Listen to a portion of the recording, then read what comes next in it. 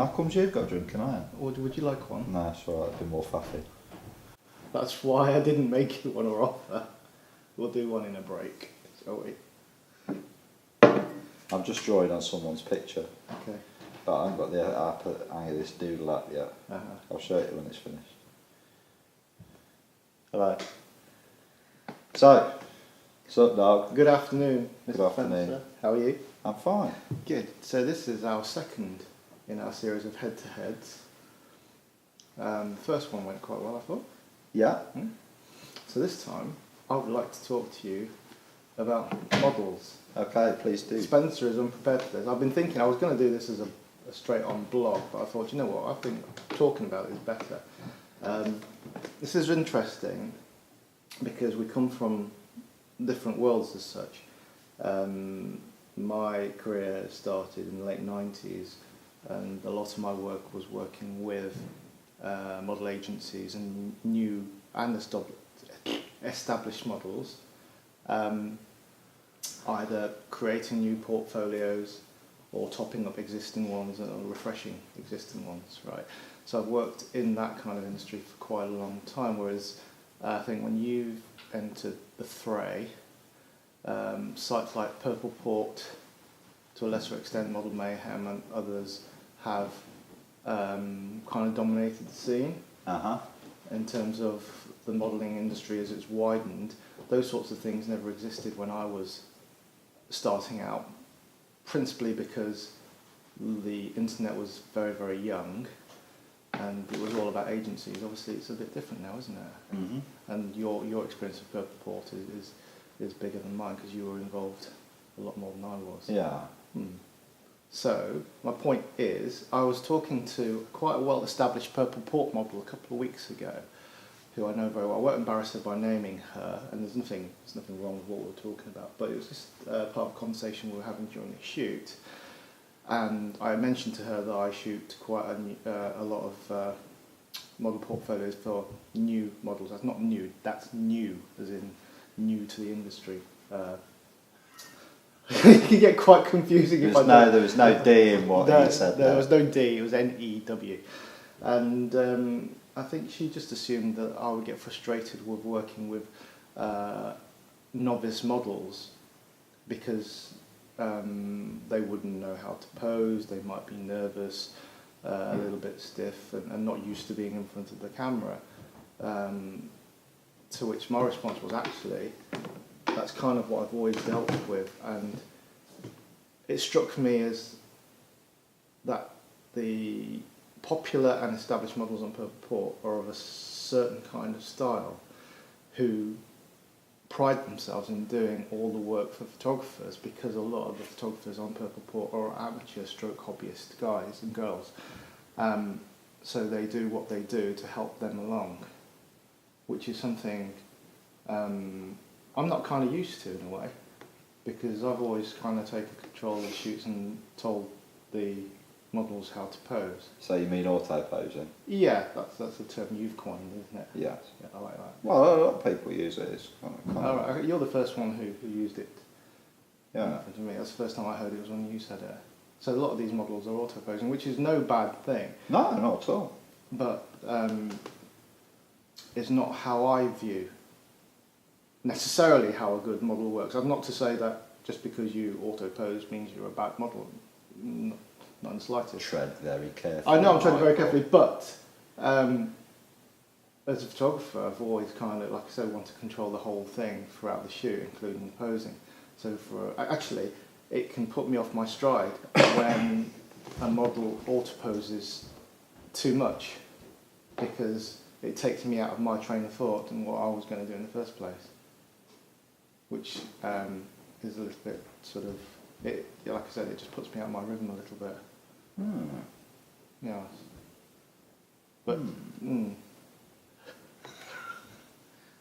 This is this is walking on eggshells. This is. No, but I'm not. This is not disparaging any model. It's just saying that it's actually something. I feel it is a symbiotic relationship. Absolutely. I think you can learn from a good experienced model who can auto pose and has got a great range as much as they can maybe learn something from you. That's how I feel. That's very true. That's very true. Like I said, that's the view of the experienced amateur, Mark. Yes, but I'm not disparaging auto posing in itself at all, or models that do that.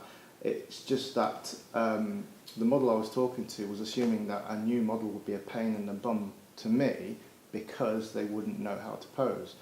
But I guess from the fashion world where I'm stepping from into this world, the posing is different. If you look at the top models, as in what you see or who you see in the big fashion magazines, a lot of them don't actually do a lot.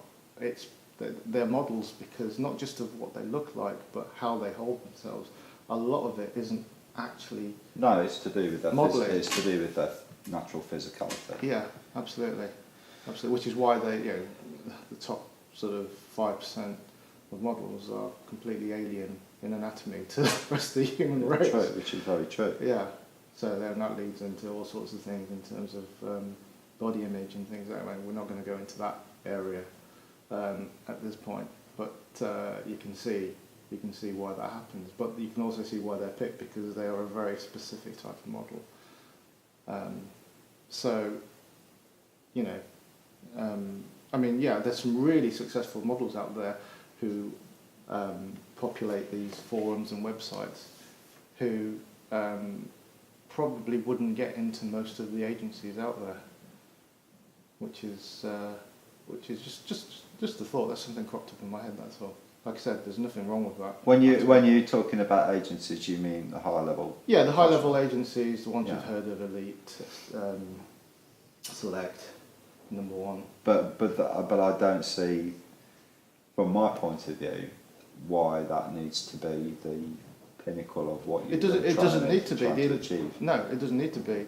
The democracy that the internet has brought to us means that there are models out there who wouldn't have existed in that era. That's what I'm saying. No, they wouldn't, but they can probably now end up getting more work and make a better living out of it than many of the models who start with the top agencies, but their career never goes anywhere.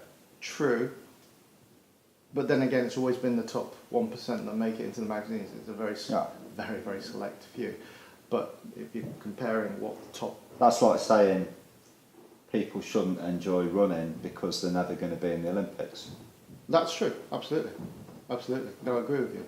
That's not... That's like asking guys who play Sunday League football, well, don't bother because you're not going to play for... That's right, that's right. It's for the enjoyment as well. Yeah. That's what I'm saying. But to me, that is the whole industry now. Mm-hmm. That is what sells more cameras. There are more people doing photography of that type than guys like yourself. Being a professional photographer is difficult, as you know.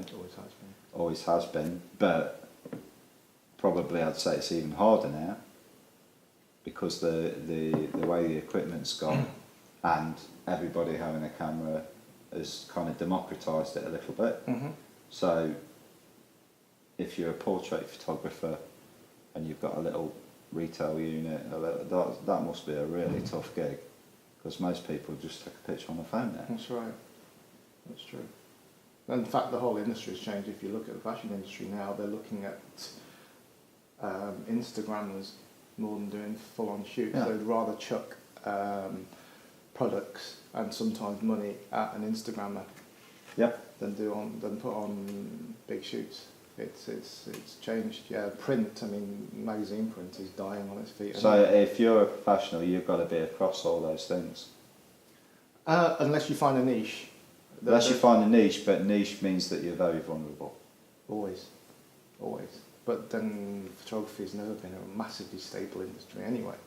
Unless, back in the day, press photography until the internet hit was pretty stable. So that's why I think a lot of people who want to make a living from modelling are across all those things. They're on all those sites. And they are. Yeah, but even that depends on the model themselves. Yeah. You see. It depends on how you come across all sorts of models and types, personalities, body types, everything. and clearly some stand head and shoulders above the rest.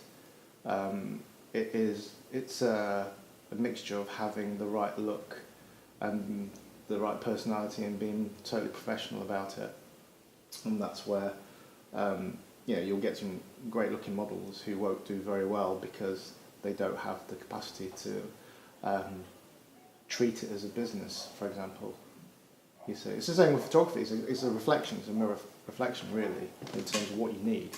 You need to have the skills. You need to, well, as a model, you need to have the looks and the skills to do your auto posing or any other posing that you need to do. Plus, you need to have the capacity to be professional, know how to treat prospective clients, and move on from there and make decent money out of it. But like in photography and modelling, there are people who can't, tick maybe 2 out of 3 boxes, and you need to tick all the boxes if you're going to succeed. You know.